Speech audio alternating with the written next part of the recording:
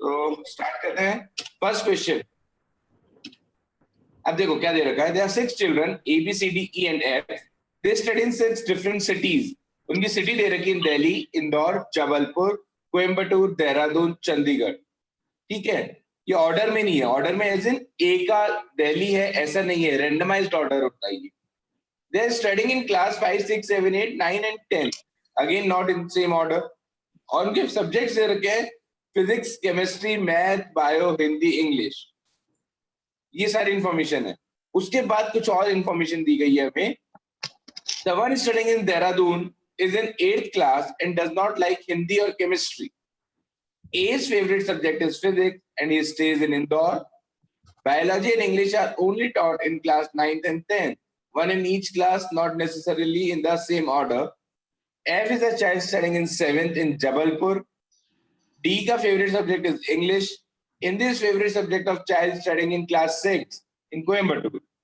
E stays in Chandigarh and B in Dehradun. तो बच्चों ये सारी इंफॉर्मेशन है। अब आप लोग ट्राई करिए इस इंफॉर्मेशन को यूज करके सबको मैच करने की। ए का फेवरेट सब्जेक्ट क्या है, कौन सी सिटी से है, कौन सी क्लास से है, एंड सो ऑन। ट्राई करिए।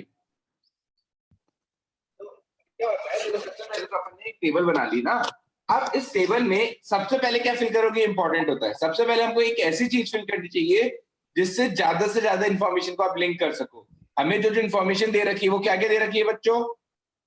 इनके नेम दे रखे हैं, ठीक है, इनका सब्जेक्ट है, इनकी क्लास है और इनकी सिटी है।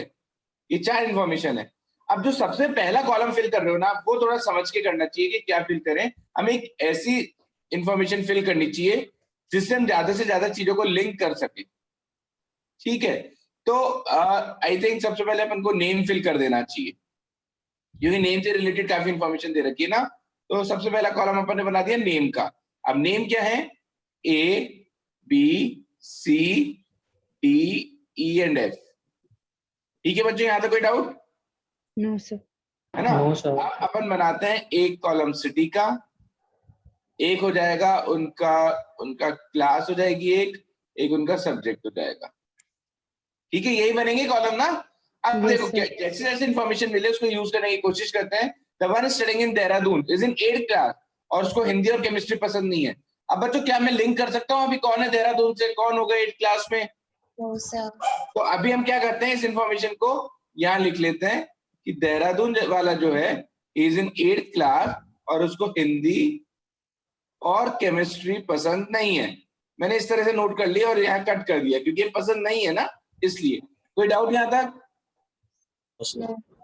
A's favorite subject is physics and he stays in Indore. ये तो डायरेक्ट इंफॉर्मेशन मिल गई कि वो कहाँ रहता है, इंदौर में, और उसका फेवरेट सब्जेक्ट क्या है? फिजिक्स। ये क्लियर है ना? Bio and English are taught only in class 9th and 10th, पर बायो 9th में है या 10th में, या इंग्लिश 9th में या 10th में, ये नहीं पता। तो बायो और इंग्लिश 9th और 10th क्लास में है, पर 9th में कौन सा है, 10th में कौन सा, ये अभी तक पता नहीं है हमें। F is child studying in 7th in Jabalpur. F is child studying in 7th और कहां पर है वो? जबलपुर।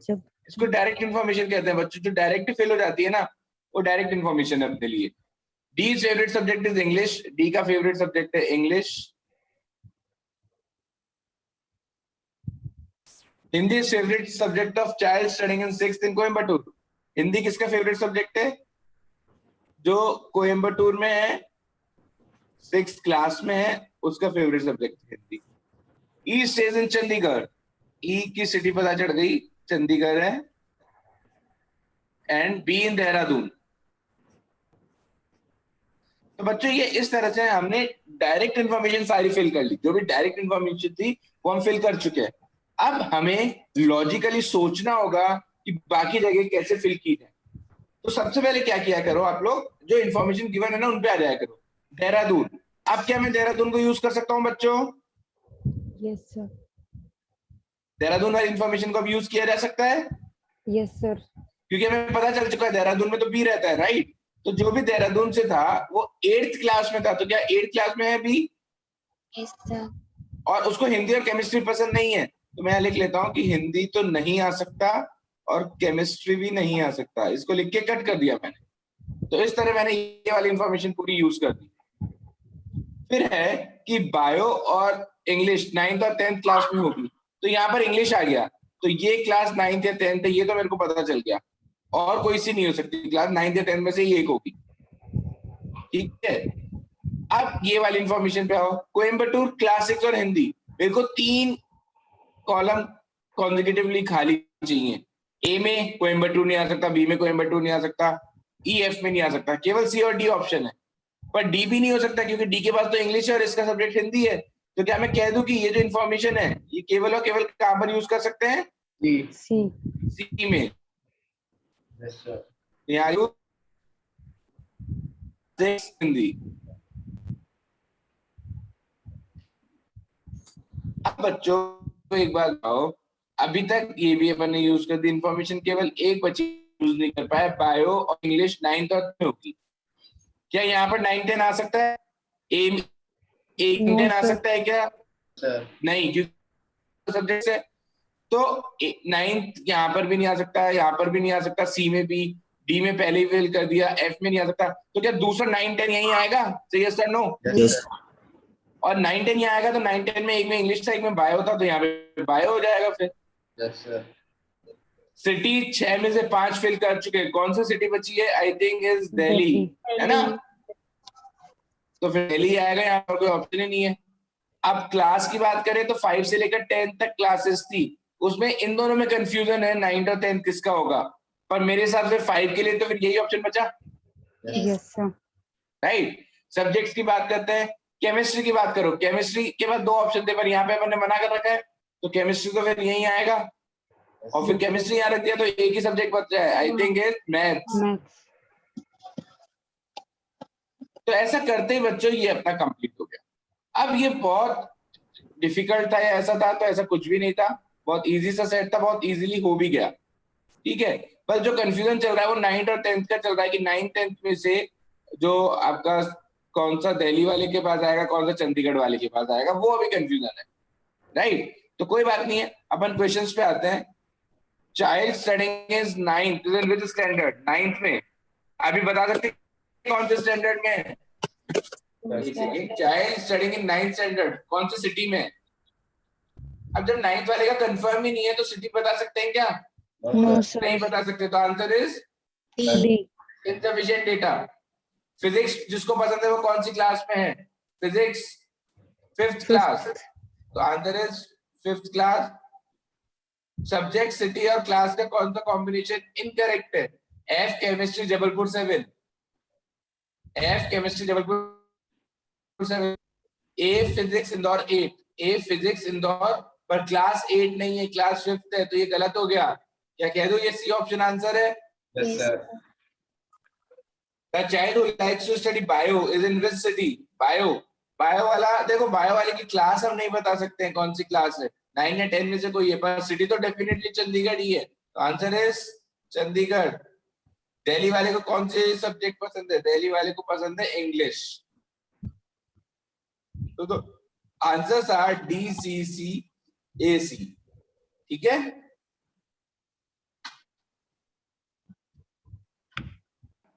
सबसे पहले फर्स्ट कॉलम फिल करना हमेशा इंपॉर्टेंट होता है, तो आई थिंक नेम के अकॉर्डिंग काफी इंफॉर्मेशन दे रखी है, आलोक, निशांत, नेहा, कुलदीप, अमृत, तो सबसे पहले नेम ही फिल कर देते हैं। ठीक है, तो नेम्स आर आलोक और निशांत, नेहा, कुलदीप एंड अमित, ये अपना नेम का कॉलम हो गया। अब कौन कौन से कॉलम आएंगे? Restaurant name, then location, specialization and specialty। ठीक है, ये और आएंगे अभी, just a second।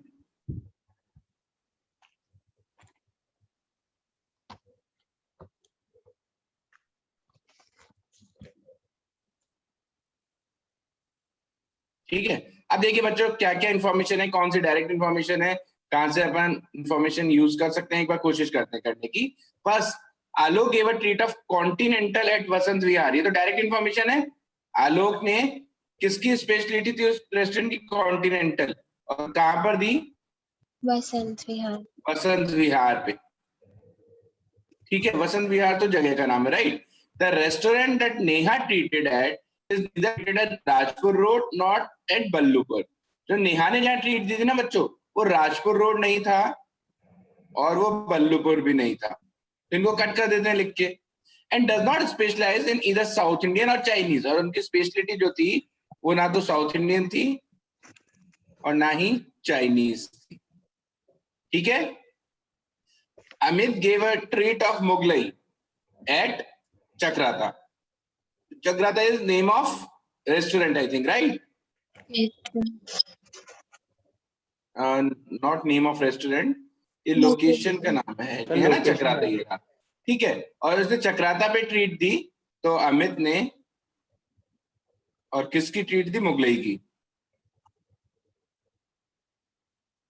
ये फिल कर दिया हमने. Quality is located Rajpur road. Quality restaurant जो है ना वो राजपुर रोड पर है और टाउन टेबल वसंत विहार में है. तो वसंत विहार तो हम फिल कर चुके हैं, तो यहाँ पर टाउन टेबल भी हम फिल कर सकते हैं.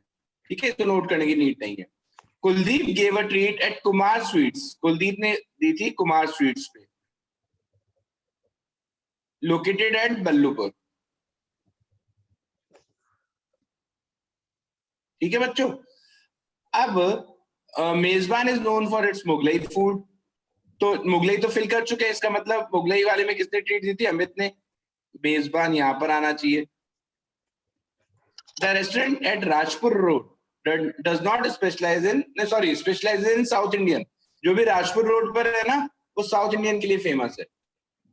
तो इसका मतलब जो राजपुर रोड पर है वो क्वालिटी रेस्टोरेंट है और वो साउथ इंडियन. अब देखिए यहाँ तो राजपुर रोड आ ही नहीं सकता. बाकी राजपुर रोड के बाद केवल दो ही ऑप्शन थे, तो राजपुर रोड फिर यहीं आएगा. यहीं आ गया तो हमको नेम ऑफ रेस्टोरेंट भी पता चल गया, क्वालिटी है और किसके लिए फेमस है? साउथ इंडियन के लिए.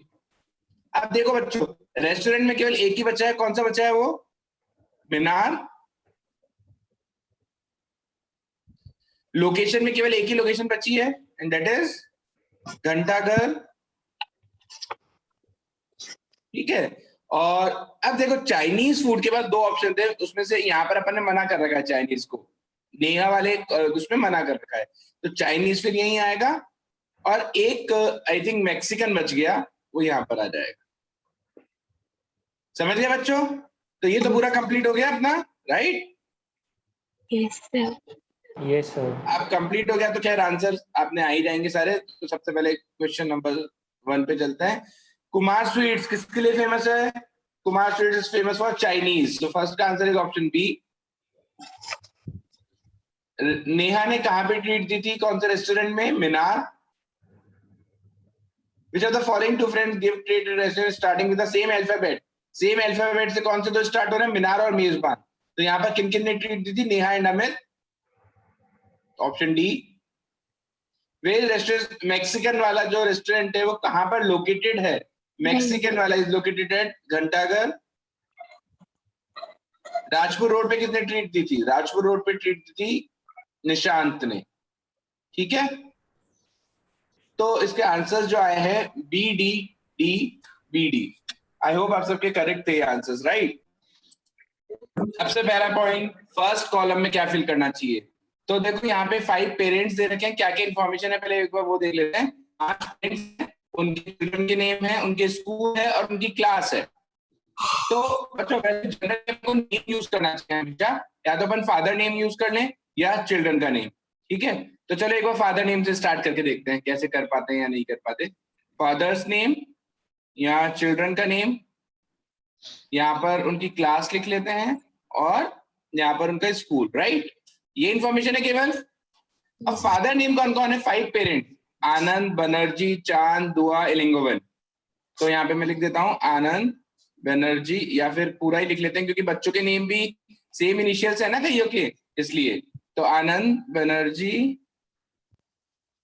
दुआ, नहीं सॉरी,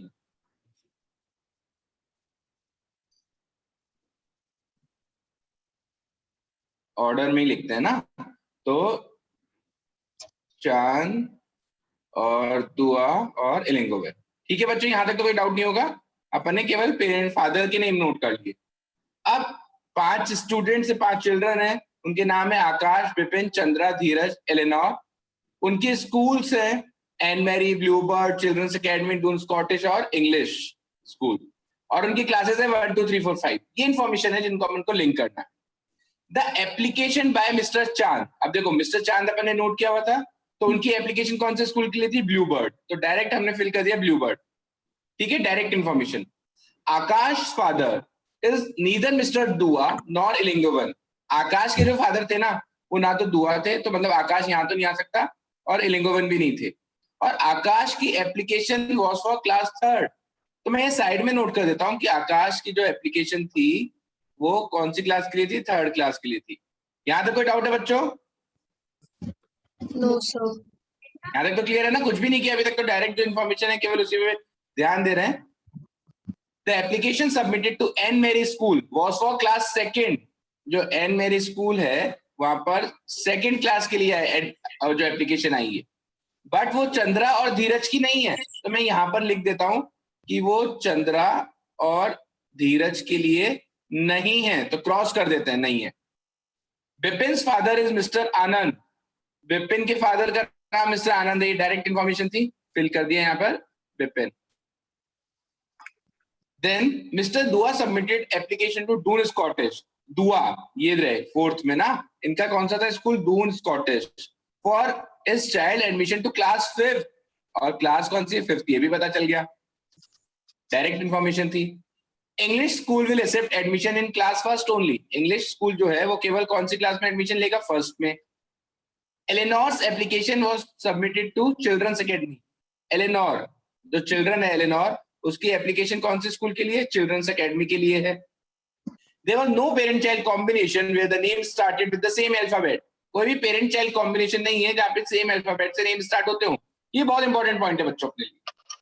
किसी भी बच्चे का और पेरेंट का नाम सेम अल्फाबेट से स्टार्ट नहीं होना चाहिए। तो क्या हम कह सकते हैं, क्या कह सकते हैं इससे बताइए? हम ये कह सकते हैं कि चंद्रा यहाँ नहीं आएगा, हम ये कह सकते हैं कि धीरज यहाँ पर नहीं आएगा, हम ये कह सकते हैं कि एलेनोर यहाँ पर नहीं आएगा। कह सकते हैं बच्चों या नहीं? ठीक है, ये सब कह सकते हैं हम, राइट। विपिन पहले ही आ चुका है, आकाश आ ही नहीं सकता यहाँ पर क्योंकि आनंद के साथ, क्योंकि वैसे ही विपिन आ चुके हैं। अब बच्चों जो डायरेक्ट इन्फॉर्मेशन थी वो सारी यूज कर चुके हैं, अब इनडायरेक्ट वाली इन्फॉर्मेशन पे आते हैं। आकाश, सबसे पहले ये पॉइंट लिखा है अपन ने कि आकाश की एप्लीकेशन क्लास 3rd के लिए थी। आकाश कहाँ आ सकता है? यहाँ पर मना कर रखा है आपने, एलिंगोवेन के सामने मना कर रखा है, दुआ के सामने मना कर रखा है। यदि मैं आकाश को या तो बनर्जी का चाइल्ड बना सकता हूं या मिस्टर चांद का, तो दो ऑप्शन आ रहे हैं, दो ऑप्शन आ रहे हैं, तो अभी इस पे फोकस मत करो, किसी दूसरी इंफॉर्मेशन पे चलते हैं जो अपन फिल कर पाए। ठीक है, एक बार बताओ बच्चों, ये जो इंफॉर्मेशन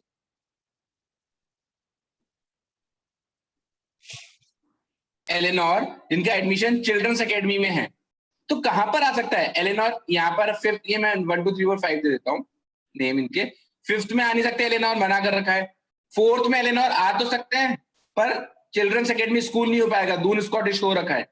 3rd में एलेनोर ब्लू बर्ड स्कूल हो रखा है। 1st में एलेनोर आ ही नहीं सकते क्योंकि विपिन है। तो एलेनोर के पास क्या ऑप्शन बचा बच्चों? जी। एलेनोर यहीं आएंगे, एलेनोर यहीं आएंगे, तो उनका स्कूल जो था चिल्ड्रंस एकेडमी वो भी यहाँ आ गया। ये इंफॉर्मेशन अपन ने यूज कर ली है, राइट। अब बात करते हैं आकाश की। आकाश के पास देखो 3 4 5 में से 4 और 5 ऑप्शन तो मना कर रखे हैं ना, एक को क्रॉस कर रखा है, तो आकाश कहां पर आएंगे फिर? यहां पर आकाश यहां पर आ गए, तो अब बचे कौन कौन? डी और सी। अब डी यहां पर आएंगे नहीं, तो डी कौन? आई थिंक धीरज, तो धीरज आएंगे यहां पर। समझ गए बच्चों यहां पर क्यों? क्योंकि डी दुआ के सामने नहीं आ सकते ना, सेम इनिशियल हो जाएंगे। और अब बचे कौन? केवल एक चंद्रा, तो चंद्रा आ जाएंगे यहां पर। तो अपने ये जो चाइल्ड वाला कॉलम है ये पूरा फिल कर लिया अपन ने, राइट। अब ये जो इन्फॉर्मेशन है इनको यूज करने की कोशिश करते हैं। आकाश क्लास 3rd, तो आकाश तो पता चल चुका है कहां पर है, कौन सी क्लास में आएंगे? 3rd क्लास में, ये भी पता चल गया। सही है और नो? समझ में आ रहा है यहां तक बच्चों? Yes, Yes, sir. sir. अब आते हैं इंग्लिश स्कूल 1st क्लास में एडमिशन लेगा, और एन मेरी स्कूल जो था उसमें चंद्रा और धीरज नहीं पढ़ते। चंद्रा और धीरज, तो एन मेरी स्कूल यहां पर भी नहीं आ सकता क्योंकि धीरज नहीं पढ़ते, इन्होंने बोल रखा है। तो एन मेरी स्कूल के पास कितने ऑप्शन बचे? एक ही। ओनली वन ऑप्शन यहां पर आएगा एन मेरी, और कोई ऑप्शन ही नहीं है। और एन मेरी स्कूल यहां पर आ गया तो क्लास पता चल गई 2nd, राइट। और एक ही स्कूल बचा आई थिंक इंग्लिश स्कूल, वो आएंगे यहाँ पर। और इंग्लिश स्कूल में तो फर्स्ट क्लास में एडमिशन था, तो ये भी इंफॉर्मेशन यूज हो गई है, ये फर्स्ट, और एक ही क्लास बची है फोर्थ, वो आ जाएगी यहाँ पर। बच्चों कोई डाउट है क्या? No sir. No sir. तो इस तरह से अपना पूरा सेट कंप्लीट होता है। अब आंसर आ ही जाएंगे, तो जल्दी से अपन आंसर्स पे चलते हैं। इंग्लिश स्कूल में किसकी एप्लीकेशन गई थी? इंग्लिश स्कूल में इलिंगवन, धीरज के जो फादर है उनकी। तो आंसर है मिस्टर इलिंगवन, बी ऑप्शन। ठीक है। To which school was Chandra's application submitted? Chandra की एप्लीकेशन कौन से स्कूल के लिए थी? दून स्कॉटिश, और क्लास 5। ठीक है, 5 क्लास, हाँ बिल्कुल। Chand is parent of this child? Chand is parent of Akash. Bluebird school में कहां से एप्लीकेशन आई थी? कौन से चाइल्ड से? Bluebird, Akash. Father of Dheeraj, father of Dheeraj कौन है? इलिंगवन। The correct answers are B, D, A, D. अब इस क्वेश्चन को एक और तरीके से किया जा सकता है। There are 5 persons, engineer, doctor, architect, lawyer, sportsman, ये सब दे रखे हैं। तो मैं लिख देता हूं इंजीनियर, डॉक्टर, और फिर आर्किटेक्ट, लॉयर और स्पोर्ट्समैन। अब देखिए एक दूसरा तरीका यूज करते हैं इसको सॉल्व करने का, और इनकी they are married to dentist, इनकी शादी हो रखी थी डेंटिस्ट से या इंजीनियर से, सेक्रेटरी, हाउसवाइफ या टीचर। ठीक है। अब no one is married to a person of same profession. एक मेथड होता है बच्चों टिक क्रॉस का, वो बहुत इजी कर देता है कई बार क्वेश्चंस को ना। तो no one is married to the person of same profession, तो इंजीनियर से मैरी नहीं करेगा। एक बार के लिए अपन डेंटिस्ट और डॉक्टर को अलग मान लेते हैं। ठीक है, तो केवल ये क्रॉस कर सकता हूं मैं यहाँ कि इंजीनियर और इंजीनियर की मैरिज नहीं हो सकती। कर सकता हूं बच्चों? Yes sir. ठीक है। Neither the dentist not the secretary is married to doctor और आर्किटेक्ट। डेंटिस्ट डॉक्टर और आर्किटेक्ट से मैरिड नहीं है, सेक्रेटरी भी डॉक्टर और आर्किटेक्ट से मैरिड नहीं है, तो सिंपली क्रॉस कर दिया मैंने यहाँ पे। Sportsman wife is housewife, sportsman की वाइफ है हाउसवाइफ, यहाँ टिक कर दिया। स्पोर्ट्समैन की वाइफ है हाउसवाइफ। अब हाउसवाइफ क्योंकि स्पोर्ट्समैन की वाइफ है तो किसी और की वाइफ नहीं हो सकती है, तो यहाँ हर जगह कैंसिल कर सकते हैं बच्चों। Yes sir. और क्योंकि स्पोर्ट्समैन की वाइफ हाउसवाइफ है तो डेंटिस्ट या इंजीनियर या ये कोई भी अब उनकी वाइफ नहीं हो सकती है। तो आपने देखा मैंने पर्टिकुलर रो और पर्टिकुलर कॉलम को कैंसिल कर दिया, जहां पर एक टिक आया उसके पर्टिकुलर रो और पर्टिकुलर कॉलम पूरा कैंसिल हो गया। अब अपन आगे चलते हैं। Architect is not married to teacher, architect is not married to teacher. एक बात बताओ बच्चों, आर्किटेक्ट के पास क्या ऑप्शन बचा है? इंजीनियर। इंजीनियर। यहाँ पर टिक करना ही पड़ेगा, और यहाँ पर टिक आते ही ये क्रॉस कर सकता हूँ। Yes sir. ठीक है, आगे चलते हैं। The dentist husband does not have the same profession as architect wife. Dentist के जो हस्बैंड है ना, उनका वो प्रोफेशन नहीं है जो आर्किटेक्ट की वाइफ का है। आर्किटेक्ट की वाइफ तो इंजीनियर है, आर्किटेक्ट की वाइफ तो इंजीनियर है। इसका मतलब ये क्या कहना चाह रहे हैं कि डेंटिस्ट के हस्बैंड इंजीनियर नहीं है। अब बताइए क्या ऑप्शन बचा डेंटिस्ट के पास? केवल ये लॉयर का, और यहाँ टिक होते ही ये क्रॉस हो जाएगा, ये क्रॉस हो जाएगा। अब आप देखिए सेक्रेटरी के पास क्या ऑप्शन बचा है? टीचर। ओनली वन, और यहाँ टिक होते ही ये क्रॉस हो जाएगा। अब डॉक्टर के पास क्या ऑप्शन बचा है? Only one, that is teacher. तो बच्चों ये जो मेथड है ना, इसमें हमको थोड़ा माइंड कम यूज करना पड़ता है, ये टिक क्रॉस की वजह से अपने आप सॉल्व हो जाता है। आपने देखा ये अपने आप सॉल्व हो गया ना, ज्यादा अपन को कुछ करना नहीं पड़ा इसमें, राइट? तो क्वेश्चंस पे आते हैं। लॉयर की वाइफ कौन है? इंजीनियर किससे मैरिड है? लॉयर की वाइफ इज डेंटिस्ट। इंजीनियर किससे मैरिड है? इसका आंसर शायद अपन दे नहीं सकते क्योंकि दे आर 2 इंजीनियर्स। तो लॉयर की वाइफ इज, सबसे पहले लॉयर की वाइफ पूछा था ना, लॉयर की वाइफ कौन है? डेंटिस्ट। तो फर्स्ट का answer is option C. Second का आंसर डेटा इनसफिशिएंट होगा क्योंकि कौन से इंजीनियर की बात कर रही है, मेल इंजीनियर या फीमेल इंजीनियर वो नहीं पता। Secretary is wife of secretary is wife of engineer. And last one, which of the following statement is true? Lawyer is married to secretary, lawyer is married to secretary, no. Sportsman is married to engineer, sportsman is married to engineer, no. Housewife से married है वो. Architect's wife has the same profession as secretary's husband. Architect की wife जो है और जो secretary के husband है, दोनों का सेम प्रोफेशन है। देखो बच्चों, आर्किटेक्ट की वाइफ और सेक्रेटरी के हस्बैंड दोनों इंजीनियर्स हैं। तो यस, दिस इज करेक्ट। तो the answers are C, D, B, C. The question is 6 candidates from 6 different parties were in fray for the seat in assembly election, और candidates के name दे रखे हैं। तो एक काम करते हैं, कैंडिडेट्स के नेम से फिल करना स्टार्ट कर देते हैं, ठीक है? Yes, sir. The name of the candidates are Gupta, Mr. Gupta, Shukla, Shukla, Vimal, Bimal, Santosh, and Santosh, Vinod Pal, Vinod Pal, Ashok. and Ashok। ये अपने नेम ऑफ द कैंडिडेट्स हो गए। एक उनकी पोजीशन रही होगी कि कौन सी रैंक है, उनकी फर्स्ट है सेकंड है, एक उनकी पार्टी कौन सी है वो रहा होगा, और एक उनकी पार्टी का सिंबल क्या रहा होगा। ये सारे अपने को कॉलम फिल करने हैं, राइट? अब देखिए बच्चों, the candidates representing PBJ got maximum votes. जो भी पीबीजे पार्टी का था उसको मैक्सिमम वोट्स मिले। तो क्या मैं कह दूं कि पीबीजे पार्टी फर्स्ट है? ये Yes, sir. बट अभी कहाँ है पीबीजे पार्टी? किसकी है? गुप्ता की, शुक्ला की? नहीं कह सकते हैं, जिसको मैंने साइड में नोट कर दिया। Mister Shukla and mister Ashok were not among the first 3 places. Mister Shukla और मिस्टर अशोक है ना, वो 1 to 3 पे तो नहीं आ सकते। तो क्या मैं ऐसा कह दूं इसको कि वो 4, 5, 6 पे रहे होंगे? Yes, sir. किसी एक पोजीशन पे आउट ऑफ 4, 5, 6 किसी एक पर मिस्टर शुक्ला और अशोक रहे होंगे, ठीक है? मिस्टर संतोष, अच्छा एक और इंफॉर्मेशन रह गई, and neither had elephant as their party symbol. Shukla का पार्टी सिंबल एलिफेंट नहीं था और अशोक का भी नहीं था एलिफेंट पार्टी सिंबल।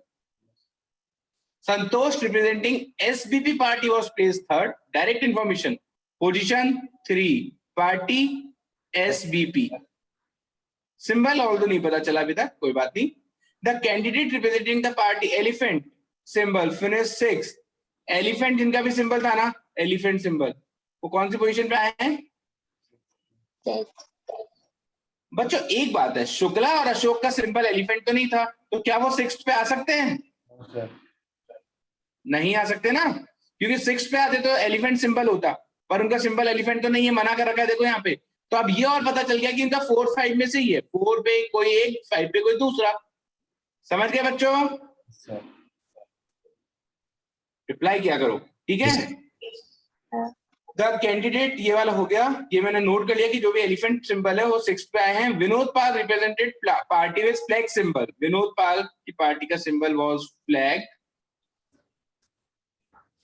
तो ये कह सकता हूं ना कि 6 तो ये भी नहीं आए, क्योंकि 6 आते तो एलिफेंट सिंबल होता, राइट? तो 6 तो ये भी नहीं आए। Mister Gupta represented PC party. Mister Gupta represented PC party, ठीक है? और सिंबल भी दे रखा है स्वॉर्ड, तो ये तो डायरेक्ट फिल हो गया, पीसी पार्टी थी और सिंबल भी आ गया। Lantern was the symbol of DA party.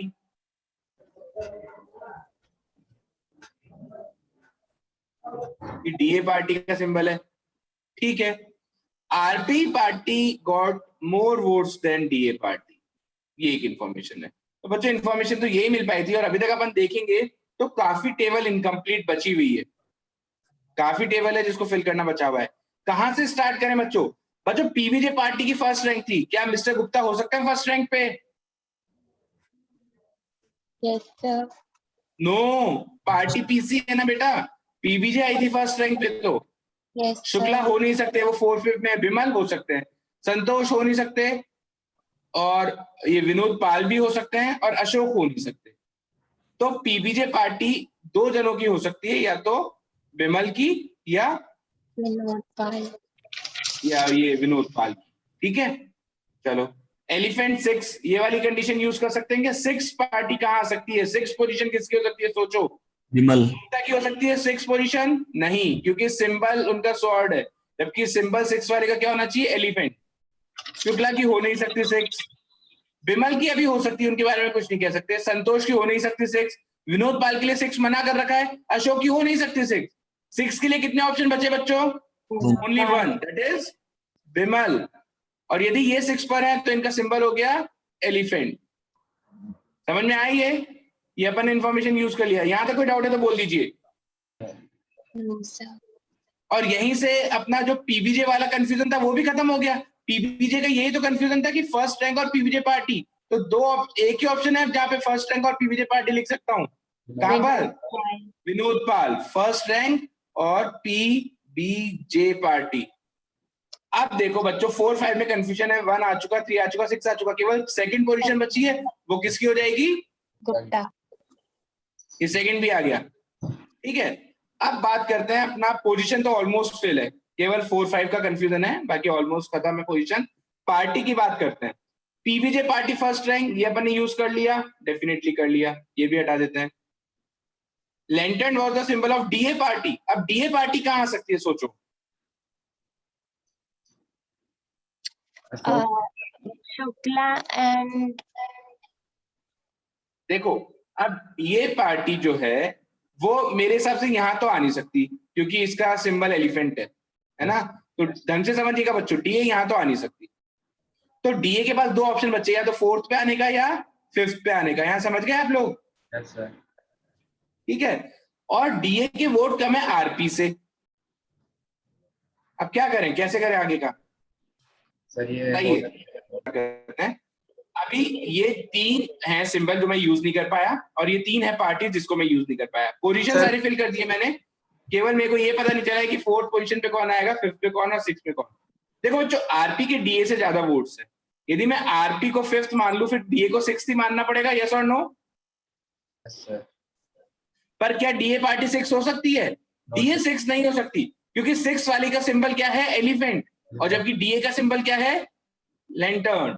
तो डीए तो 6 नहीं हो सकती ना बच्चों, ये बात समझ गए आप लोग? Yes sir. तो अब 4 5 6 में से डीए के पास क्या ऑप्शन बचा है? 6 तो नहीं है, तो फिर डीए 5 ही हो सकती है। और डीए 5 है तो फिर फोर्थ कौन होगी? आरपी। आरपी, क्योंकि 1 2 3 तो ऑप्शन ही खत्म है, वो तो है ही नहीं। हाँ। और यदि आरपी 4 है, डीए 5 है, तो 6 अपने आप कौन सी पार्टी हो गई? पीएस। तो हम 6th में फिल कर सकते हैं कि कौन सी पार्टी होगी? पीएस। यहां पर अभी कंफ्यूजन है हमको कि आरपी का फोर्थ पोजीशन कौन सी, फिफ्थ कौन सी है। ठीक है, समझ गए बच्चों?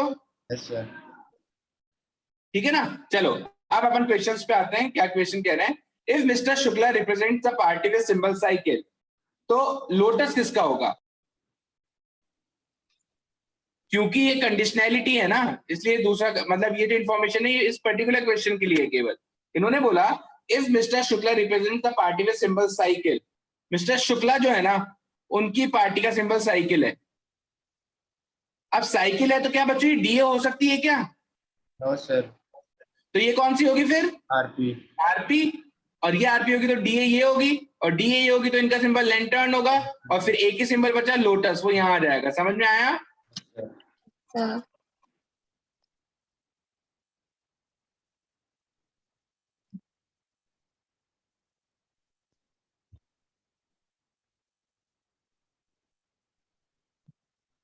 हाँ बच्चों, तो ये अपन को इस इंफॉर्मेशन के थ्रू पता चल गया लोटस संतोष की पार्टी का सिंबल है, पार्टी का नाम एसबीपी है, पोजीशन 3rd है। तो किसकी पार्टी का सिंबल था? Santosh. Which party does mister Ashok represent? अब बच्चों देखो, क्योंकि नया क्वेश्चन है तो ये जो रेड में इंफॉर्मेशन लिखी है अपन इसको यूज नहीं कर सकते हैं, ये केवल फर्स्ट क्वेश्चन के लिए थी। इन्होंने पूछा मिस्टर अशोक कौन सी पार्टी को रिप्रेजेंट करते हैं। कंफ्यूजन है, किस किस में कंफ्यूजन है? आरपी और डीए में। तो the answer should be data insufficient. data insufficient. What was the party symbol of party that was placed fifth in the election? Fifth कौन सी आई है यार? फिफ्थ का फिर वही बात है, कंफ्यूजन है। पर एक बात बताओ, क्या उसका सिंबल बता सकते हैं अपन? फिफ्थ आई है डीए, और डीए का सिंबल क्या है? भाई सिंबल तो बता ही सकते हैं ना। फिफ्थ कौन आया, शुक्ला आया, अशोक आया, ये नहीं बता पा रहे, पर इसका सिंबल तो अपन को दे ही रखा है ना क्वेश्चन में। Yes sir. तो फिफ्थ जो भी आया हो उसका सिंबल तो हमें पता है क्या है? Lantern. Next question, if lotus is symbol of SBP party, SBP party का सिंबल है लोटस। ठीक है, फिल कर दिया। अब इन्होंने क्वेश्चन में पूछा है what will the symbol for RP party. अब देखो आरपी पार्टी कहीं पर भी आए, लैंटर्न सिंबल है डीए का, तो आरपी के पास केवल एक ही ऑप्शन बचा, किसका? साइकिल का। साइकिल का। तो इसका आंसर क्या हो जाएगा इस वाले क्वेश्चन का? Cycle. Which party got the least number of vote? 6th rank पर कौन है? 6th रैंक पे अपन बता सकते हैं पीएस पार्टी थी। The answer to this question is option A, that is PS.